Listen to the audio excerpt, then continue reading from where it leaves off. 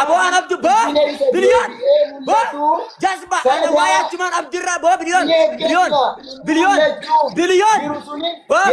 billion bo na ala bu shakla ka ana cuman abdi waya kenyerran siga fadde bo kunoran amman islaam ma la gize kuno amma garte achi rake sibra do wallahi dabi yalla debbe senda ge fadda bakka anitu haza kana gututi gaddo business senda ge fadda hoggadi gafitte achi boda gafiti yasiga fadda yalla debis tomra chmarra khas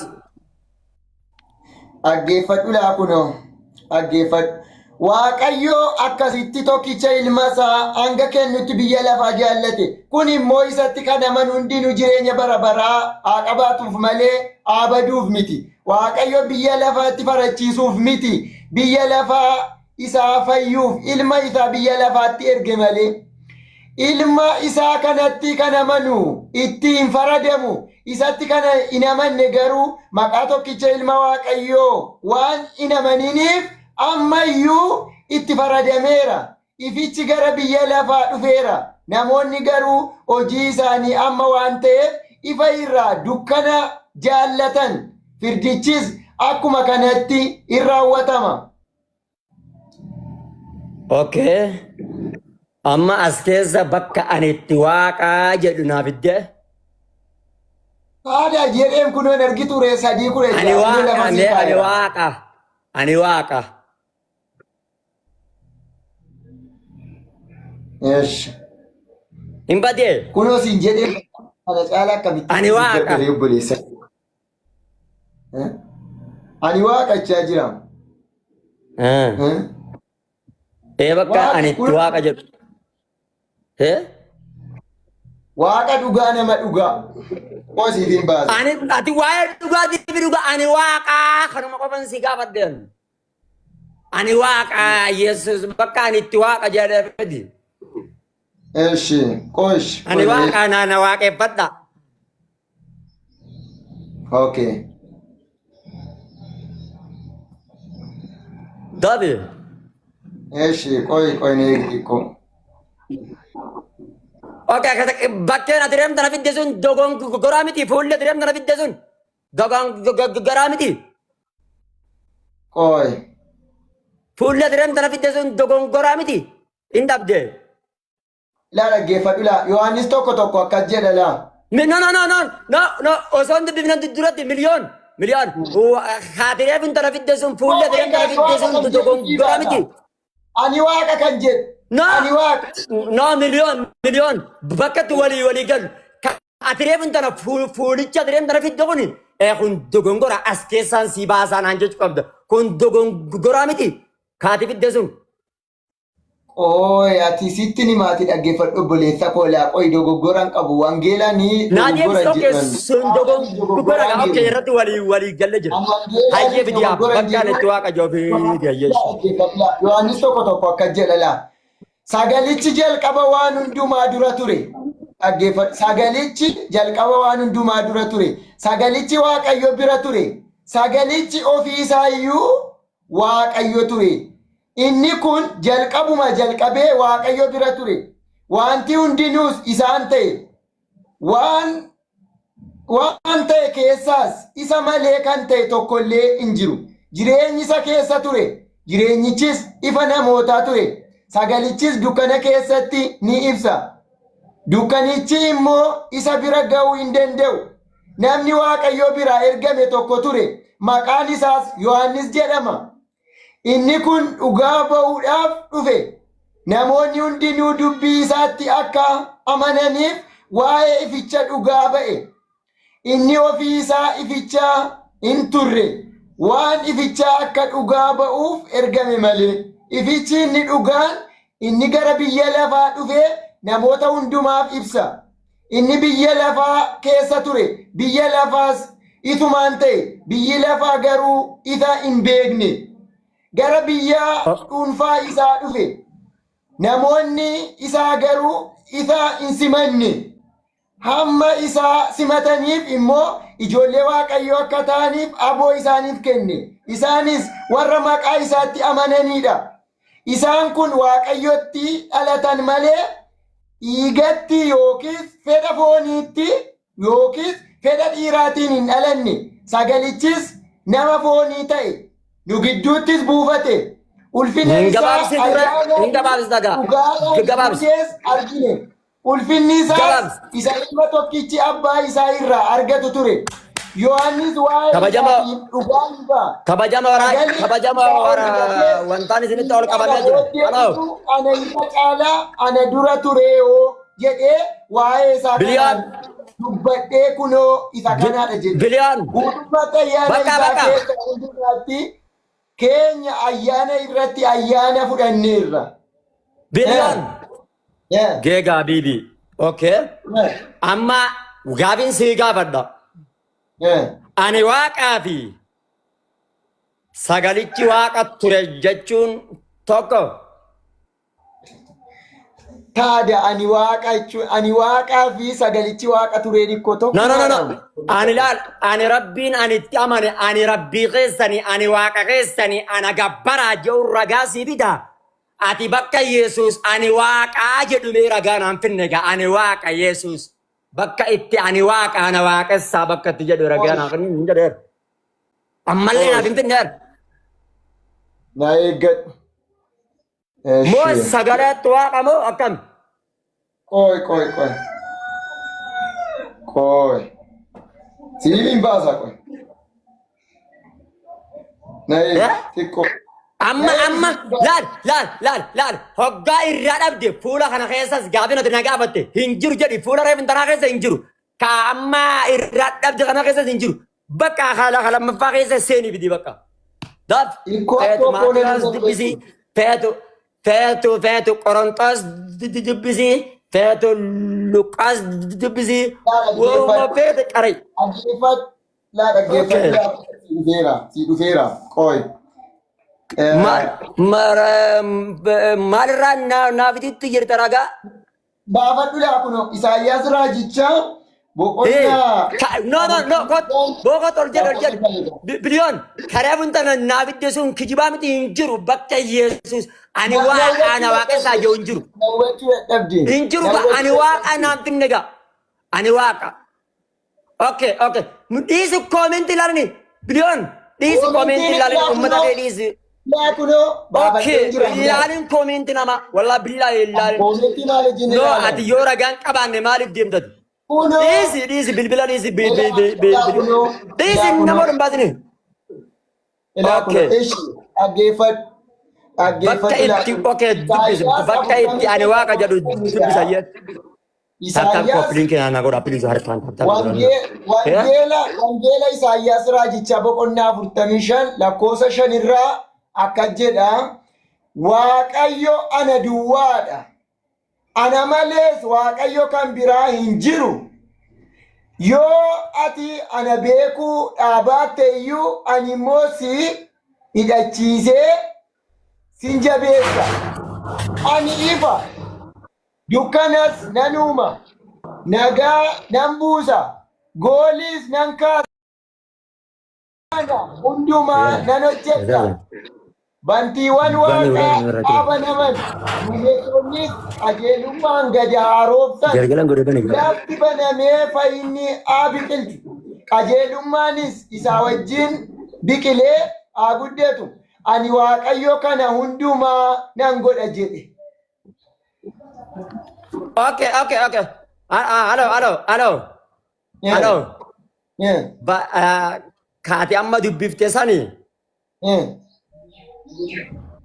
Ka isa Yesuus ergeetu dubbate moo Yesuusitti dubbate? Yesuustu dubbate. Akkamitti Yesuus dubbate isa Yesuus ergeetti dubbate bar mee irra deebisi dubbisi laal ofumaaf dubbiin siif hin galle ati kitaabni siif hin galle kitaaba gubbarra ari'aa hin deemin. Ani laala ankalin siin jedhe bakka Yesuus jedhe laal. Ani waaqa bilaa Yesuus amalaaf fakkeenyaaf rabbiin keenya kan nuti amannu ani rabbii keessanii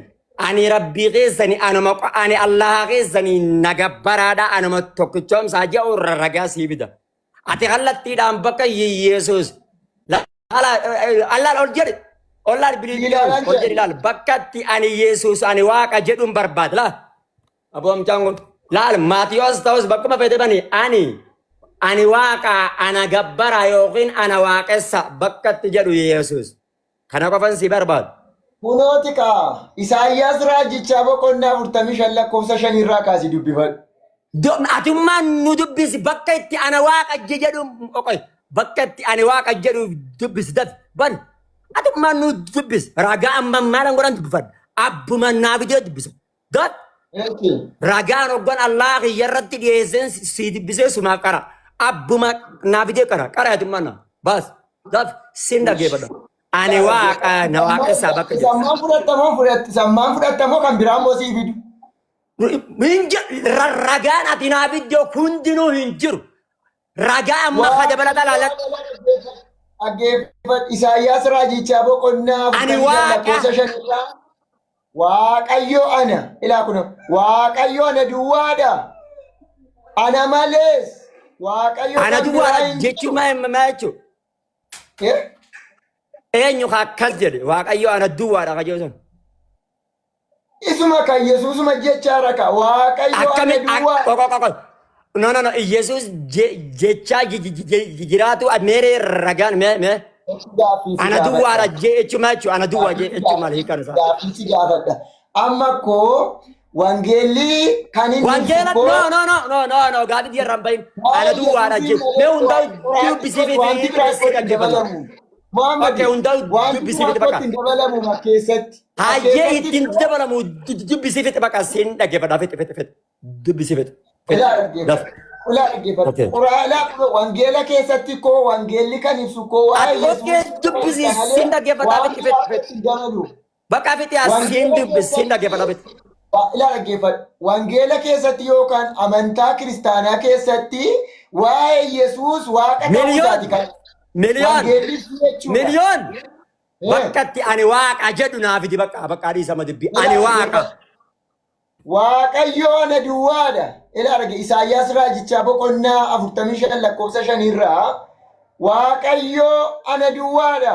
Ana malees Waaqayyo kan biraa hin jiru. Yoo ati ana beekuudhaa baatte iyyuu ani immoo si hidhachiisee sin jabeessa. Ani ifa dukkanas nan uuma. Nagaa nan buusa. Gooliis nan kaasa. Ani Waaqayyo Haya.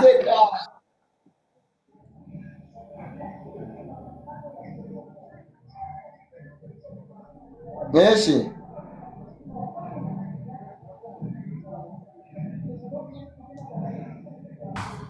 Okay.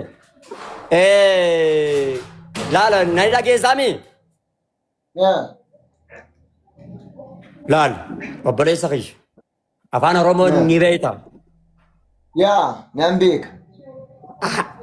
Ani waaqa, ana gabbara, ana waaqessaa kajuun barbaade. Gabaabuma laa, ani waaqa, ani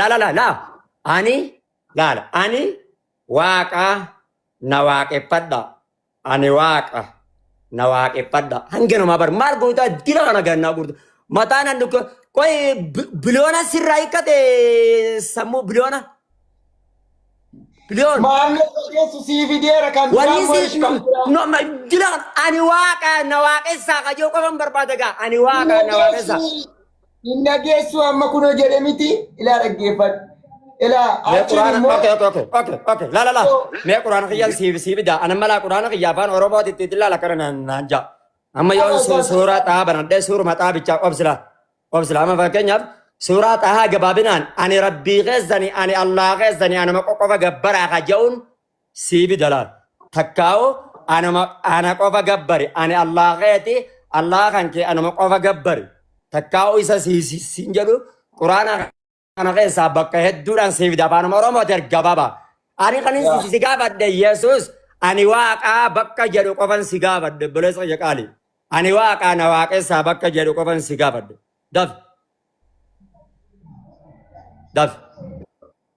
Naafid. Abs. Maal jedha laa rabbii subhaanahu wa ta'aalaa suuraa xaa keessatti ayata kudha sadi irratti maal jedha innanii ana Allahu لا إله إلا أنا فاعبدني واقم الصلاة للذكر أكنا جلال ربي سبحانه وتعالى أني الله هذا حق أن جبرمان أنا ملاه هنجرو أنا مقف جبري أنا مقف سجدي أنا مقف ياد دوجا أنا مقف جبري كوي أنا كان سيجا بدي برجج cuma gegababa أني واقع كيسني نواقع السابق جو كفن سيجا بدرن أمس آية براتن سيد جبل أمس آية براتن سيد جبل آية أنا كنا بوتو يوديم تلار يوديم تي جيتشا gegababa me koiga me kasih video amma mona laggefat na pinne na okay katin nabidde ani waqa bakka jedhu nabidde wana asayto kana hunda keessa ani waqa ila si video la kuno isaya me bidimen me kare kam nabidde me okay amma mona okay ani waqa hajjedhu ti ani waqa haye me kare abalatan laggefat tasgabbaye laggefat Tito boqonnaa lama lakkoofsa 13 irra dhaqii baafadhoo qabda taate wangeela. Tito boqonnaa lama lakkoofsa 13 irra dubbii dhaggeeffadhuutii na mormi. Achumaan abdiin keenya isa eebbifamaa fi Abo ani waa abdii waa mana miliyoon sammuun si qabde achumaan an abdiirran si gaafadhe jazba abdiirran si gaafadhe dooma kanin irraa si gaafadhe ani waaqa amma mataa noowwisuuf deemu. Ani waqa hajedhu ransi sigabadde ugo koi ka itta deeman jira koi ka no infed ani waqa bicham bed ani atilal has no la billion la amma arabarra hafte indu bisini yoji lal jechi me jedi ani waqa me jedi noji sidu fa jira la bosi du bisani no jinjadi Jesus ani waqa mejer noj Jesus ani waqa bakka itti jede lal ani waqa na waqa sa bakka itti jede fidi single ani waqa yes fidi bakka santi okay aggeeffadhu la achumaan gadi si dhufa la aggeeffadhu gurra qeensidi no bakkuma sanna qaray bakkuma sanna umarratti mormika dubbi siiti dhumarratti intaane je bakka fudhe dhumarratti no haasawa baay'inatti ngorin gabo bakka ani qoy ani haasawa guutuun barbaade mo ani haasawa bakka ani waaqa jedhuun barbaade siifin fidaka gaafa dhattee waa tokko bakkuma sanna naadha ayyaa daf bakka ani waaqa jedhusan Tito ila dhaggeeffadhuuti na dhaggeeffadhuuti obboleessa koo dhumarratti haasawa ani waaqa jedhuun dhaggeeffadhamu haasawa biraatiin dhaggeeffadhu ani waaqa kan jedhu dem Keessa jira dhaggeeffadhu la waaqa iddoon itti la dhaggeeffadhu gurra kee kaasi. Tito boqonnaa lama lakkoofsa 13 irraa akka jedha. Achumaan abdiin keenya isa eebbifamaa. Abo an abdu bo biliyoon bo jasba ana waaya achumaan abdirra bo biliyoon bo Yesuus Kiristoos biliyoon bo na ala bushakla ka ana achumaan abdi waaya keenyarran si gaafadhemo ani waaqarran si gaafadhemo ana achumaan waaya abdi keenyarran si gaafadhemo ani waaqarran si gaafadhemo jasba ani waaqarran si gaafadheni ani waaqa La ilaha illallah bo biliyoon na dhaggeeffadhu Muhammad Bayya ilaa kuna maal taateet na dhaggeeffadhu biliyoon kotu raga ani waaqa waa'ee manaa baannan dubbiin fed ani waaqa jettu qabala manaabani tilaafno hin dubbisinna hin fedhu ani waaqa bichaa naa qaray ani waaqa bichaa Siifidha kunoo na dhaggeeffadhu dhumarratti hin taanee dhika hin fedhu gaa dhumarratti haasawan baay'isin gaawwayin kunoo gabaabsee gorilla ilaa dhaggeeffadhu laa bakka hadhumaa san bakka ani waaqa jehu san qofa naa dubbis daf ilaa dhaggeeffadhu jalqabaa kaasiitii laa irran deebi'aa dhaggeeffadhu an jalqabarraa yaabboleessa kiyyanaan an qoy ani jecha kabirran si gaafadhame biliyoon Ikoo ani uumaadha kan Duran jedhu. no, abo gurran ni dhageessa biliyoon gurran ni dhabda meeqa as gari akkana qabne gurra kan kana gurra ni qabda. Okay. Gurra kana ni dhageessa. Nan naga. Okay laal ani waaqa jecha xiqqaa kana qofan si gaafadha.